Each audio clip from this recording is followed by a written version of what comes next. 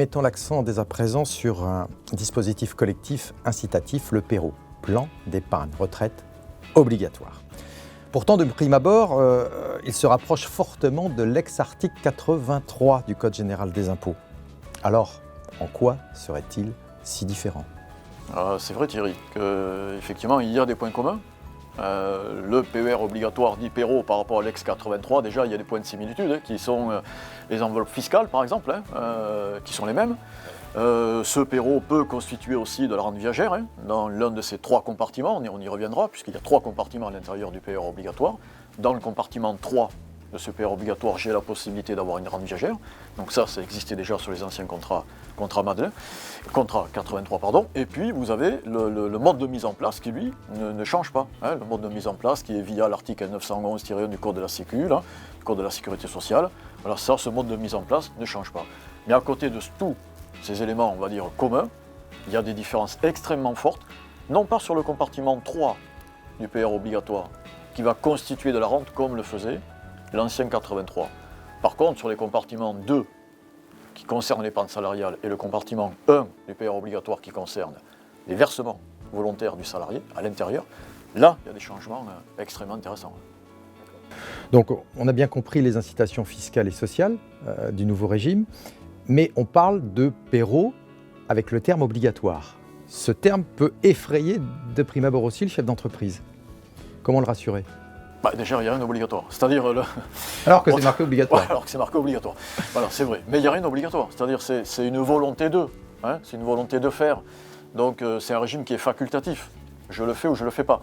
Maintenant, si je le fais, Thierry, effectivement, pour que je puisse bénéficier d'un traitement fiscal et social avantageux sur ce PER, là, effectivement, il y a un certain aspect conformité, il y a une réglementation, il y a une conformité qui nécessite que l'adhésion soit obligatoire de l'ensemble des salariés ou que d'une catégorie. Donc il y a un aspect conformité qui trace un peu un aspect obligatoire, mais il n'y a aucun aspect obligatoire à faire ça. Je suis chef d'entreprise, je n'ai pas d'obligation. En revanche, ça peut être intéressant de le faire, même si c'est facultatif, ça peut être hyper intéressant de le faire. Je suis rassuré. Mais sur le plan technique, quelles sont les qualités nouvelles et essentielles de ce nouveau PERO ? On le disait tout à l'heure, le PER obligatoire, c'est un PER déjà. Le PER obligatoire, c'est un PER. Donc le PER, il est compartimenté en trois parties. Vous avez le compartiment 3 du PER qui, lui, reçoit les versements obligatoires, pour le coup, là, Thierry, de l'employeur. Puisque je ne peux pas ouvrir un PER obligatoire sans que l'employeur verse. Et pour qu'il verse, il faut qu'il le fasse dans le compartiment 3 du PERO. Voilà. Donc, c'est la seule obligation.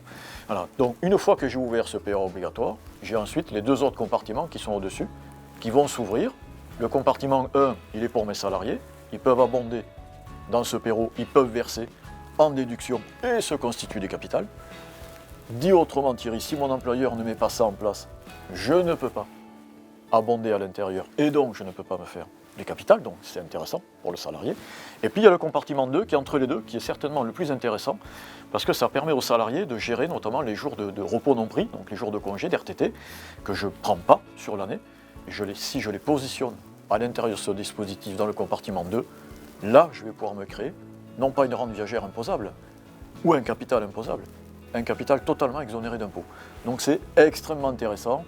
Le compartiment 3 crée de la rente, et c'est l'employeur qui met une cotisation dedans. À partir du moment où la cotisation est faite, ça ouvre les compartiments 2 et 1 qui sont vraiment de vraies opportunités qui n'existaient pas avant.